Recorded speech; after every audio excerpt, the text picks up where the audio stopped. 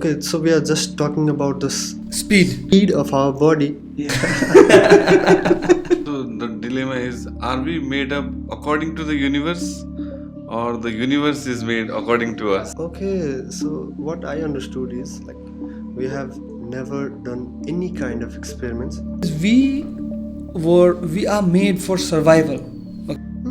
मैं बारिश की बोली समझता नहीं था हवाओं से मैं यूं उलझता नहीं था मायालु let me take you to the moon कति टाढा होला त्यो तारा र त्यो जुन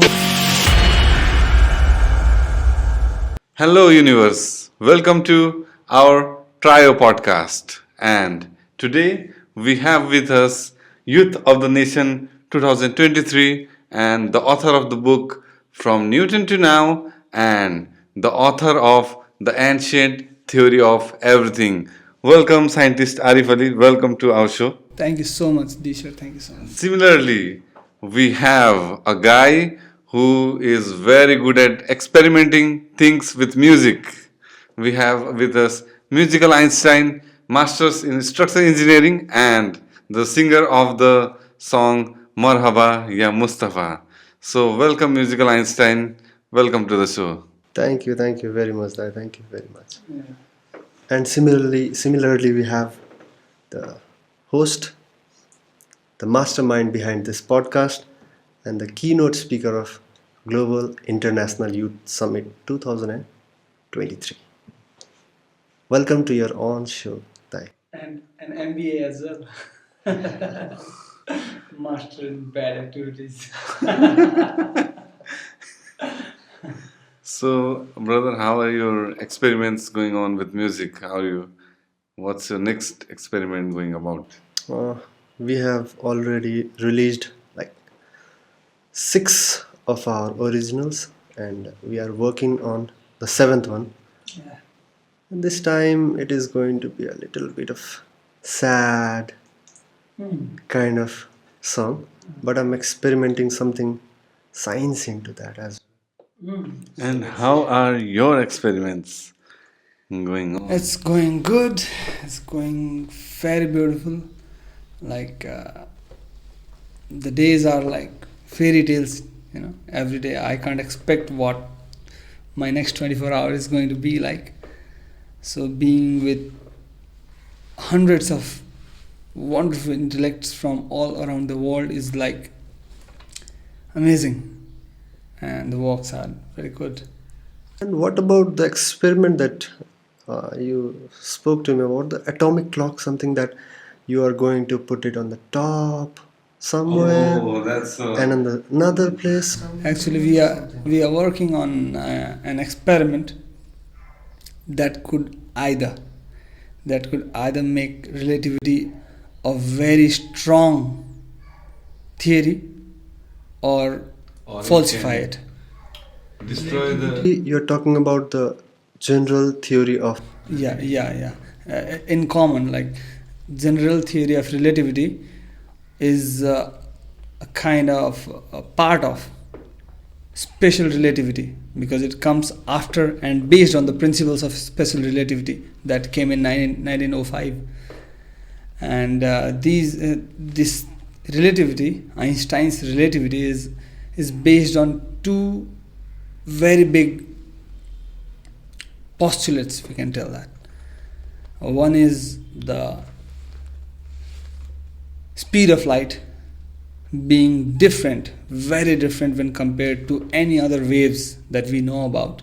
Speed of light being constant with respect to observer. That is one postulate that guides this relativity. And the second one is that physics remains same for any inertial frame of reference. And this inertial frame of reference refers to any frame of observing something, but the observer needs to be in inertial motion, no acceleration, in a uniform velocity or at rest, and not experiencing any other forces from all around. So these are the 2 things that on which special relativity is based on. And till date, it's already like 110 years. And till date, we do not have any one experiment that has been done in an observing reference frame other than Earth. Like, Okay, so what I understood is like we have never done any kind of experiments outside Earth, like Yeah. observer point of view. yeah, from, like, see, it generalizes, like all the inertial frames are going to behave with a particular experiment in similar way. That's what it is told, right? But we haven't done any experiments in inertial frames that are at relativistic motion when compared to Earth, very high speed, No experiments have been performed. So generalizing all the inertial frames and not having even one experiment that supported is a very, very, a big limitation to our understanding. So you mean that the theory that is going on for 110 years, we are relying on it, and it's also the best theory, so-called, as well. But still, we haven't done some experimental evidence to prove that it's right Yeah. and it's correct, right? Yeah. Just like we have done a lot of trials. See, we have done a lot of trials, and there's a theory that when D sir wears this black glasses, he feels like evening. Okay? Yeah, I remember. And this theory can be falsified once when he is not wearing the glasses.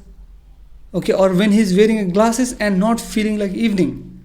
The day he finds that, the theory will be falsified, right? But in case of relativity,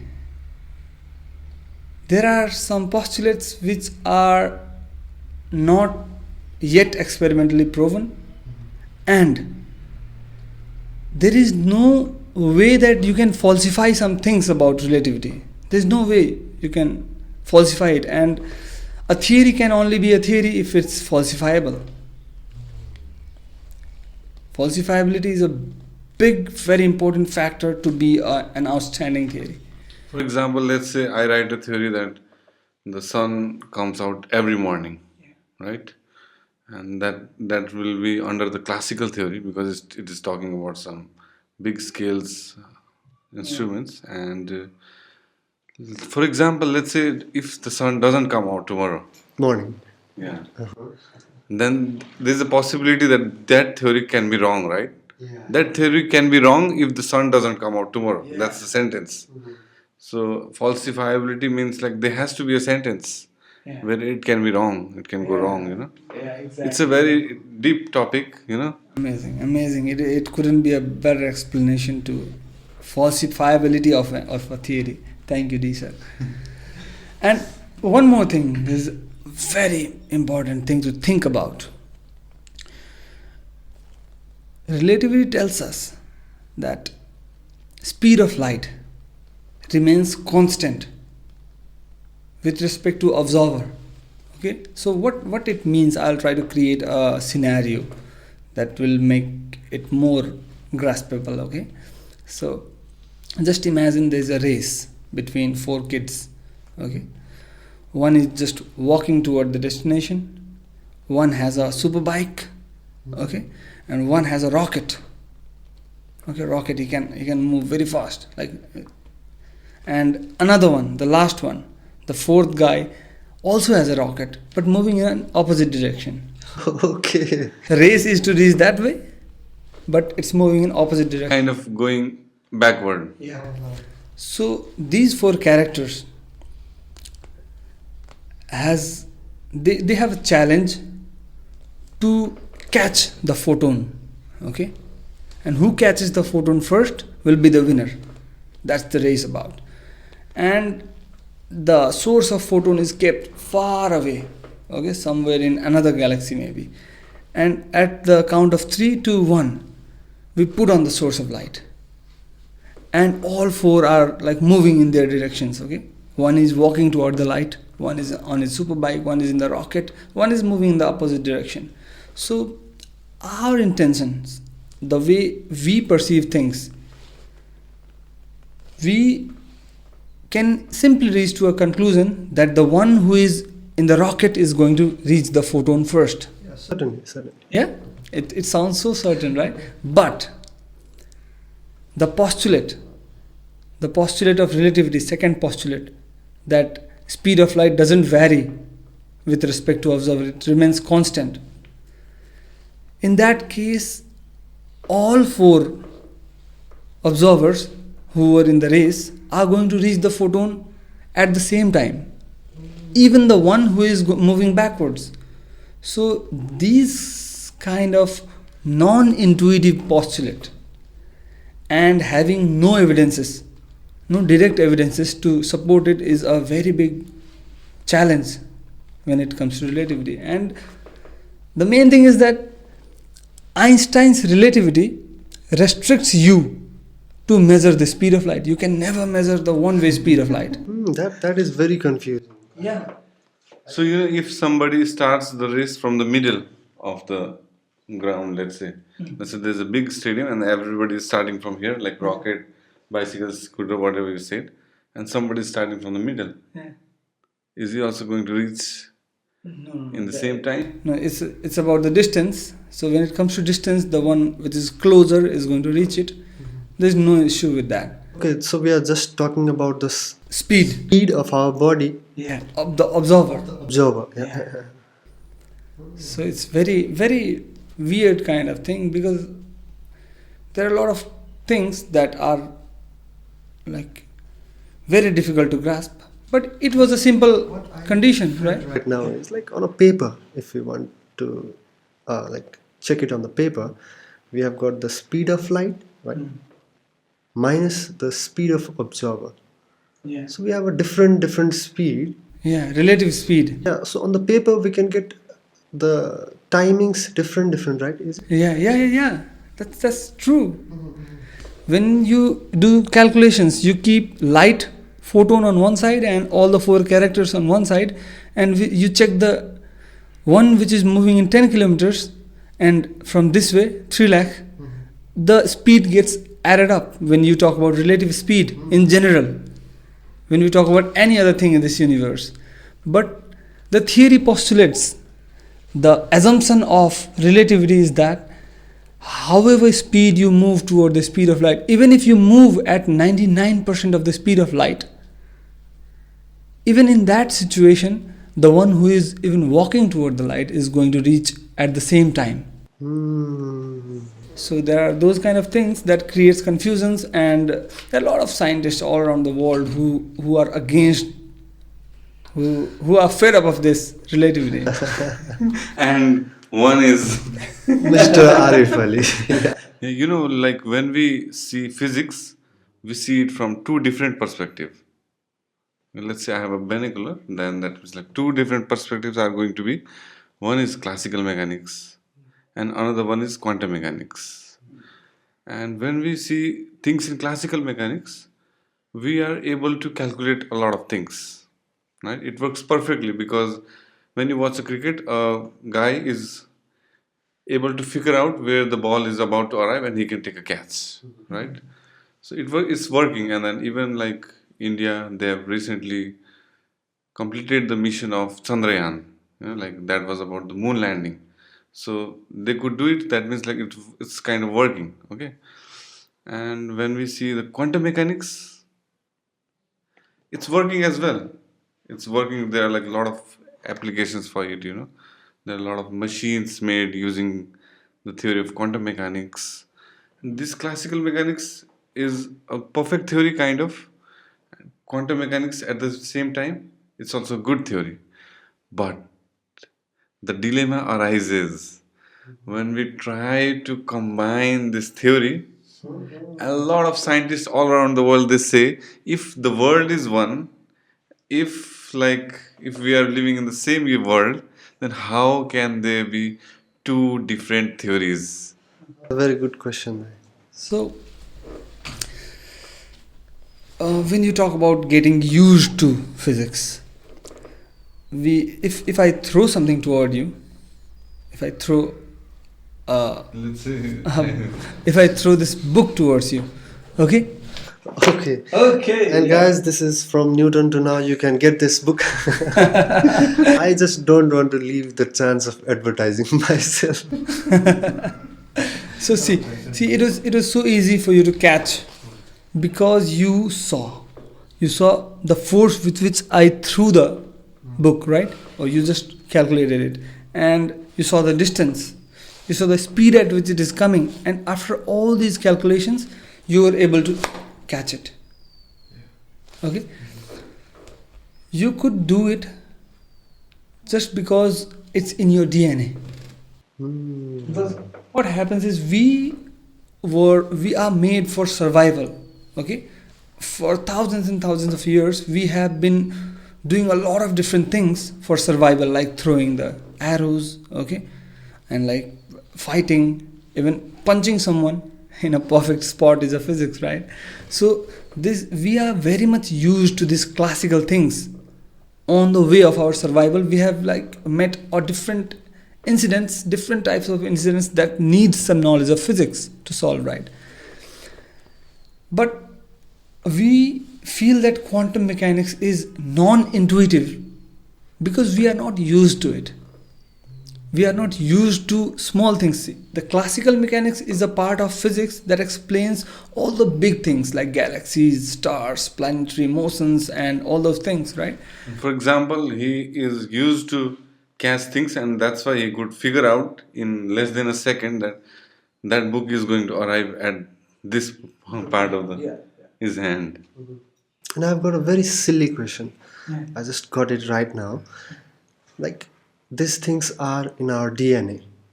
So, somewhere unknowingly, I know the acceleration due to gravity. Yeah. And my mind calculated the thing that, okay, this speed, this position, this spot. Yeah. Got the book. If I was to be taken to the moon or some other planet, let's say I'm in moon, how would my mind react to that throw? Because I don't know the acceleration. No, not just mind. Entire biological process is going to get disturbed because there are a lot of things connected to our Earth, right? A lot of things like even the clock, the way Earth rotates, and the time in which Earth revolves. There are a lot of biological clocks inbuilt in us, which are in sync with the clocks that we tick tock, right? And not just the way we perceive or the mind, how it is going to perceive that gravity, right? The whole body, the body that we have is designed to live in Earth. So you might ask why, how? I'll give you an example. Like you have the most important organ of your body is like heart, right? What it does is it pumps blood from head to toe, right? So when we were being designed, right, how's our legs going to be, hands, nose, eyes, in the evolutionary process, what we figured out, our body, our DNA figured out was there's a thing called gravity, okay, that pulls things downwards. Okay, our DNA knew that. So our heart, and if we put our heart at the top, okay, on the head, then pumping blood is very easy. Bloods are going to get pumped very easily throughout without any pressure, no motor required, right? Gravity. Yeah, due to gravity. But that was creating a lot of problems. That will create a lot of problems because if we have your head here, then you will require a lot of veins, a lot of nerves to reach from your head to toe. Okay? So in that sense, it should be kept at the center. Yeah. It should be kept at the center, so the number of veins and nerves are at the minimum. Oh, but then there'll be some gravity problem. Yeah. Due to gravity problems, now pumping blood till the head would be difficult. So if we do the calculations, all the calculations of number of nerves or length of the veins required for the entire circulatory system and the effect of gravity, when you try to reach to an optimal solution, then the heart needs to be kept at exactly this height, 1/3 of your body, Okay. So see, even our organs are placed that are going to be fit for us on this earth, right? So, yeah. So the dilemma is, are we made up according to the universe, or the universe is made according to us? That's a very, very good question. What do you think, Dai? I would love to not answer this question.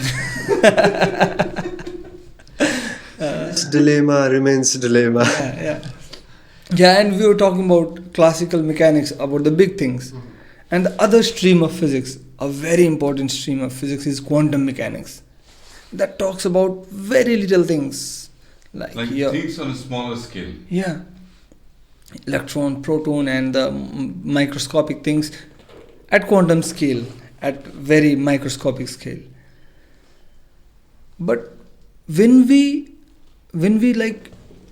took a dive deeper into quantum mechanics, we came up with some circumstances that was very weird to our classical sense. Like there is a thing called superposition. Okay, that tells that a particle can remain at several states at single time. Okay? We can't imagine that in the classical world. I can't imagine you standing and dancing around when I'm talking to you. He's dancing here and there and there. It would be very weird, right? But that happens in quantum scale. And there are some of the experiments that are proven as well. Yeah, there are a lot of experiments that are based on superposition. There are a lot of, even our devices, even your laptop, your phone, everything is based on quantum mechanics at some point. So, and the problem is, if a physics is working on something that I am made of, then the same physics should be working on me as well, right? Yeah. Similarly, talking about the classical things, if a physics is working on me, then it should be working on things that I am made of. As well. Yeah. And that's not matching. So either one is wrong or the other is wrong. That is for sure. People are going to sugarcoat this statement, but either quantum mechanics is wrong or relativity is wrong. That's for sure. Or maybe both are wrong. Yeah. So we should get out of the box now. It's the time to wake up. It's the time to think beyond what we have thinked of till date. Because when you talk about the greatest discoveries that took place in just one generation, when you take a photograph of a conference where all the major scientists of that time were called, you'll be surprised to see all the big names in just one frame. It means a generation has decided how we are going to think about physics. So we've got to think more about it and try to get out of this era and begin with the post-Einstein era, I think. Dida, I noticed something on your t-shirt. There is a watch, but the numbers in the watch are kind of flipped and it's written new normal. Yeah, actually, it's the new normal. It's an anti-clockwise watch printed on a vest. It's an anti-clockwise clock. Okay. And it's inspired by Mr. Scientist Arif Ali, who wears an anti-clockwise watch. I don't know why. For real? Yeah, you can check it out. Okay, so the numbers are flipped. It starts if we read it, it goes 12. Even the hands. Okay, so this is giving kind of the normal time.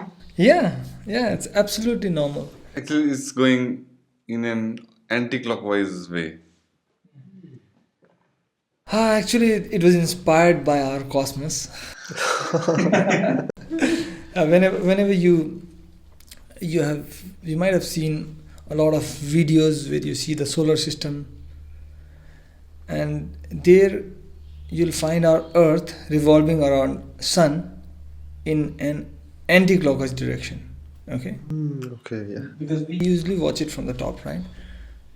And if you see Earth's rotation, our Earth is rotating 24 hours for one rotation, right? And the rotation of Earth itself is anti-clockwise when you view it from the North Pole, okay? And when you check the whole galaxy, the rotation of our galaxy, the galaxy itself is also rotating in an anti-clockwise direction. So I thought, why am I wearing the wrong watch? Why is it moving in the wrong direction? Come on. Let's get in the sync, right? You wanted to The cosmos. you wanted to synchronize with the universe, cosmos. And there's a very interesting story, when how this came to existence, why our clock is like. So when you watch how the time was calculated is, you keep a pole, and the way the shadow rotates, the time, okay? Okay, so the way the shadow moves, okay? And if that discovery was done in a different hemisphere, if it was done in a different hemisphere, the sun would be on the different direction, right? And the shadow would rotate in the different direction. And that one beginning mistake has been haunting us till today. Not anymore to you, I guess. Yeah, no, not me. I like, it's been 4 years. I haven't worn any clockwise watches. Okay. So if the universe is a painting, let's imagine the whole universe as one painting. How much would you rate it on 10? It's an amazing painting, bro. Such details.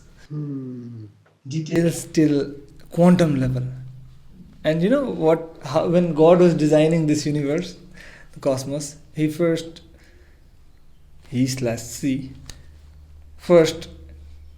designed the bigger part, okay? And he started detailing, right? The painting is on, okay? And he was detailing at galactic level, and then he came into the stellar level, stars, designing the stars in details, and again zoomed in. There are planets as well, smaller than stars. He detailed that as well, and after that he zoomed in, and different elements like plants, animals, okay, in our Earth, rocks in Mars, and dust, air, and he got more into details, and he detailed atoms, okay, and then more detailing, and then he went for nucleus and electron revolving it. He just detailed that as well. And after that he thought, I don't think any mind that I have created will reach deeper than this, and he left it. And today that creates the whole quantum mechanics, the uncertainty things, because there is a limit to the pixels that we see universe in.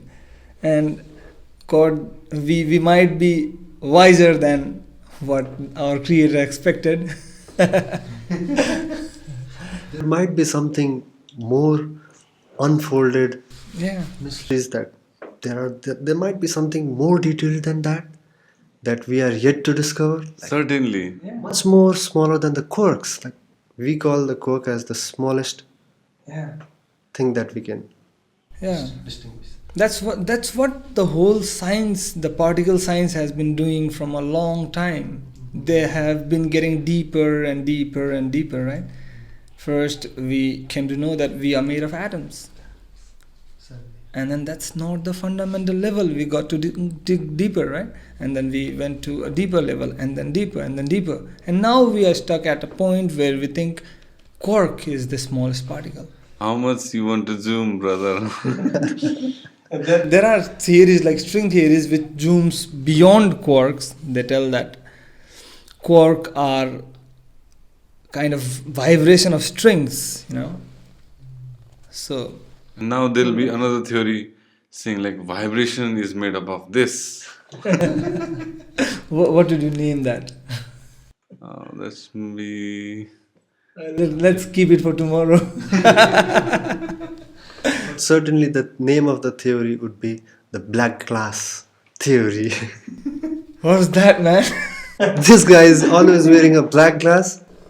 Oh, yeah. And I'm also wearing the black glass in this book. I was surprised to see a character named Divya wearing black glass, and I'm getting a lot of queries about like what's this book about, and then I replied to some of the emails and said that I will ask the same question to Mr. Scientist Arif Ali when I am in a podcast with him. So, just forwarding the questions, what's this From Newton to Now book written by you is all about? Okay. Some advertisements for me. So yeah, let me hold that book. Let me get the feeling right. So From Newton to Now, it's an amazing book, guys.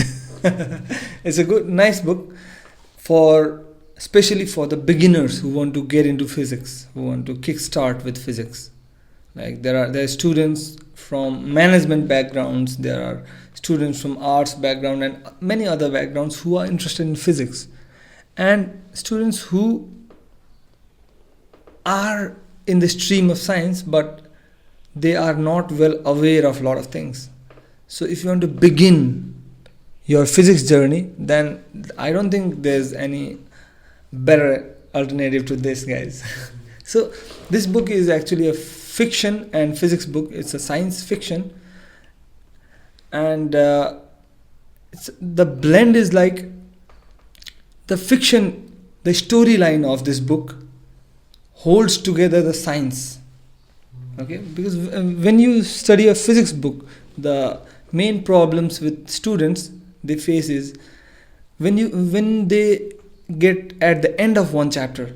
For example, if you are studying thermodynamics, okay, and you get at the end of the chapter, and now you've got to start with physics, like optics, okay, you've got to start optics, then you've got to leave everything that you learned in that chapter apart and start with a new beginning, and that's boring actually. That's very challenging to the beginners who are just starting to read books and exploring in that way.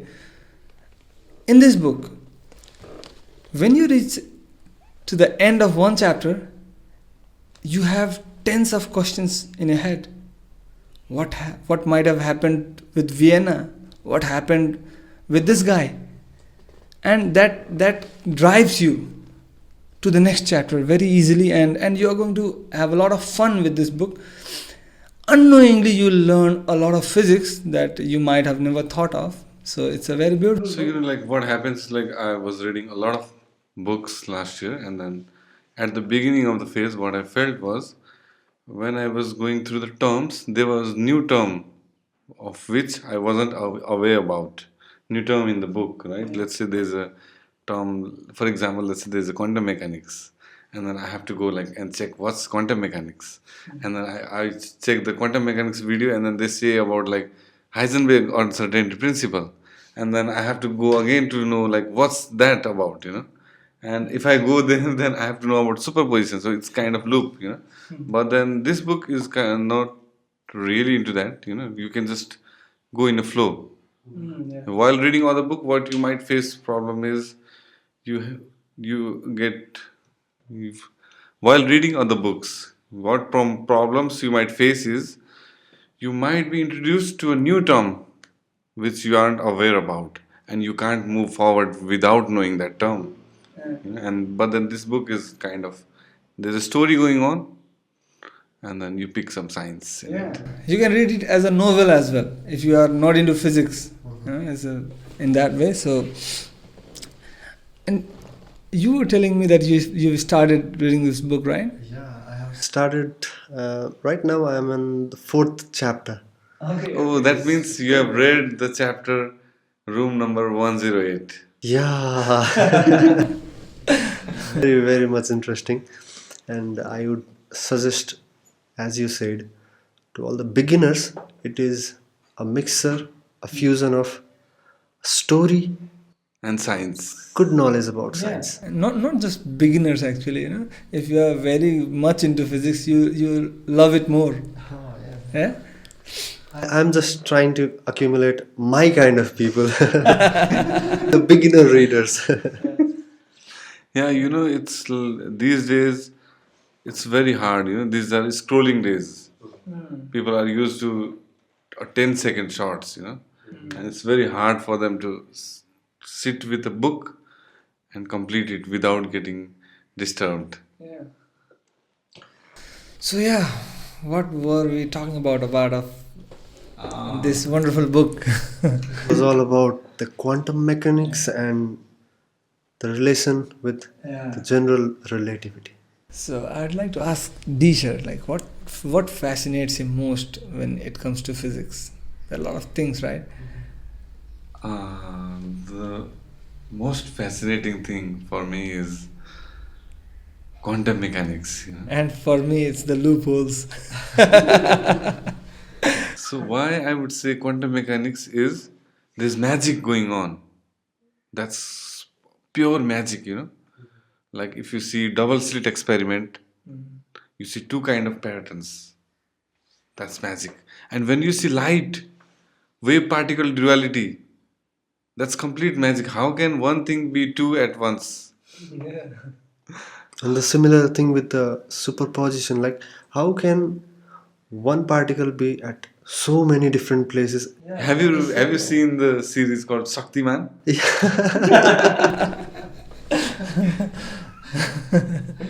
He might be living in the quantum world. So it's complete magic, right? Yeah. That's what fascinates me most. What about you? The loopholes. I love getting to the points where I feel that they were just like whitewashed. Sometimes you get some marks on your wall and you whitewash it. You kind of put stickers on it, right? There are a lot of points in modern science that are like stickers, trying to hide a lot of things. Listen, some of the loop. See, I feel like these days the science and even the history of science is not portrayed well to the readers, to the coming generations, right? People have you might have heard of Maxwell, right? Have you heard about Heaviside? It's people know Maxwell, they don't know Oliver Heaviside. People know Einstein, they don't know about the contributions of Poincare. People know Stephen Hawking, they don't know Chandrasekhar. So and the names that I'm taking are like of the same category, working in the same field and contributing at the same amount. Right. The Maxwell equation is actually Maxwell Heaviside equation, but people are forgetting the Heaviside so easily, right? And people know that you ask anyone who is the man behind E equals mc square. It's certainly Einstein. No, it's not. It's not. Einstein was not the person who gave this equation, E equals mc square. There are many scientists who were working about the same formula and given the same formula a lot of different times. The one very close to Einstein, before Einstein, was the one Henry Poincare. He had given the exact same equation, E equals mc square.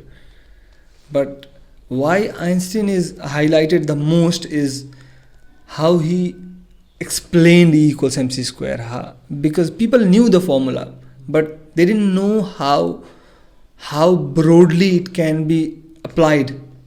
It was limited to radiations only. Radiations. And Einstein came forward and told that everything that you see, everything that you experience in this universe, every every point of this universe are bound with this formula E equals mc square. And that is any mass, either it be electron or be Mr. Imran Ali. Any mass can be converted into energy. And how much energy? That's the question, and the answer is E equals mc square.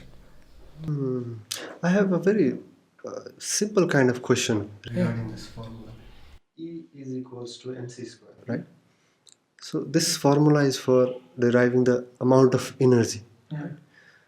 So what the hell is speed of light doing in this formula? Like speed of light Nice. for this guitar, let's say for you. And not just speed of light, it's speed of light square. Yeah. It is actually. I don't think if Einstein would sit on a table and would have to think about energy, he would have come up with the C. But before Einstein, when it was being worked on, there was Max Planck behind it. They were working. And it was used to explain the radiations only. And the radiations have this speed, right? C. And it was suddenly connected with all the masses without any derivations. You will not get any derivations of E equals mc square fundamentally, okay? And you are not even going to get the answer why the hell C is sitting there, right? But it is stickered with by saying that C is the speed of causality and many other things. Okay, so when it comes to the ancient theory of everything that we have been working on from a long time, ancient theory of everything like kind of demystifies these kind of things. Like when it talks about the column of the four-dimensional entity or a kind of electromagnetic radiation traversing through our three-dimensional space, then there you find a lot of implications of C and the connection of C with all the particles that we are aware of. So there are a lot of questions to be answered, many other things we don't know about, and the formula of time dilation that we time dilation is the time that one lose due to several things like gravity and motion. When you are sitting here, you have a speed that your clock is going through, right? It is ticking at a certain speed. Time dilation explains how much your clock is going to slow down when you are under the influence of any speed or gravity. Okay, time dilation explains that, and it is explained by Lorentz factor. Okay, the whole formula is given by the Lorentz factor, and Lorentz comes from Hendrik Lorentz, who had given this formula of time dilation that we are using it. We are using it for GPS, we are using it for particle accelerators, the same Lorentz factor. But the name recited behind it is Einstein. So there are a lot of things that need to be glamorized more than what they are being done today, and there are a lot of things that needs to be less glamorized. Yeah, it's like some of the theories people say it's overrated, and there are you'll even find flat earthers, a lot of flat earthers, and some people say string theory is overrated, and some people doesn't like the postulate of special relativity. There are many. I'm not pointing out to anyone in the podcast. And there are some people who are in support of Einstein, and they are like anti-Einstein as well. Like we have particle and antiparticle.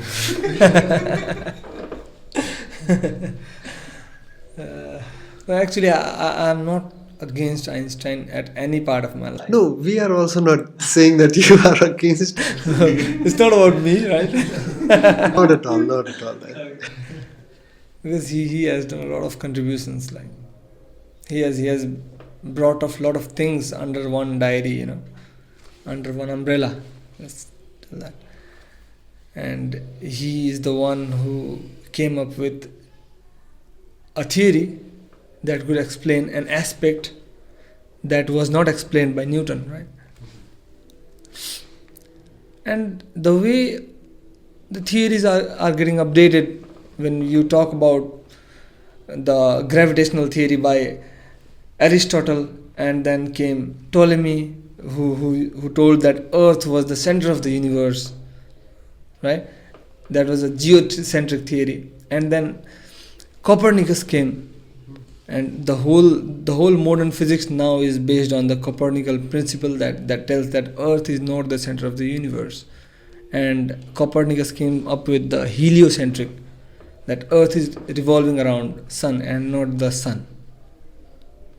So and it was updated by Kepler, and then Newton, and then Einstein, and we should be ready to accept the next person who come up with a theory that is better than Einstein, just the way it is moving, right?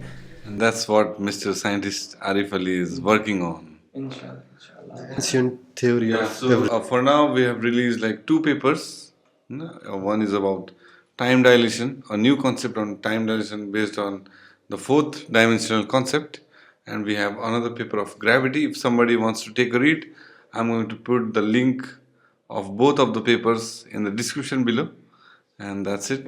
And what happened was, one day Neutrino went to a bar, he went to a pub, and he said like, give me a drink, and then the waiter gave him a drink. He had it, and he took out his card to pay the bill and said like, how much? And the waiter replied, for you, no charge. No charge. Because for Neutrino. Where do you get these jokes from, man? No, actually, like I was there.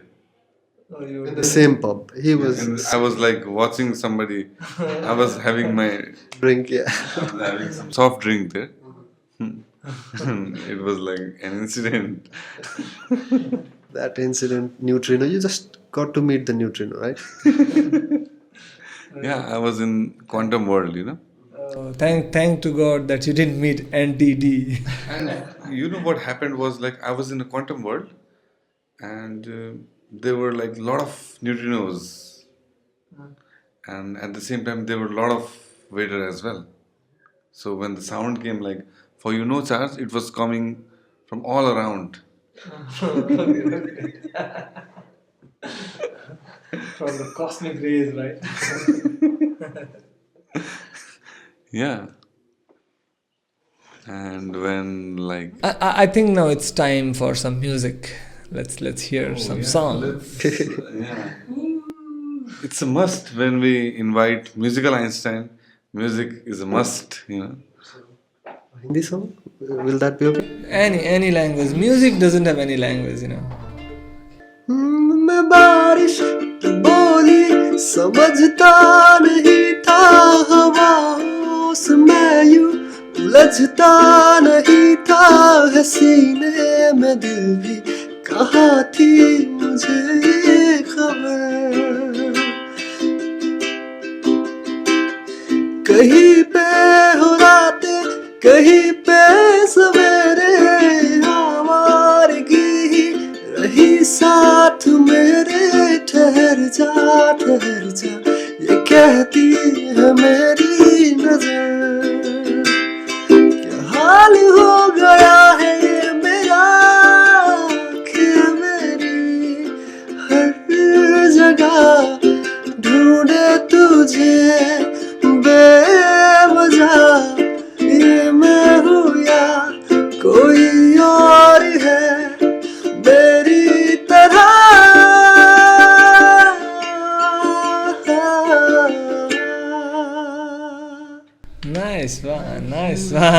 it seemed that I requested for some tough job, right?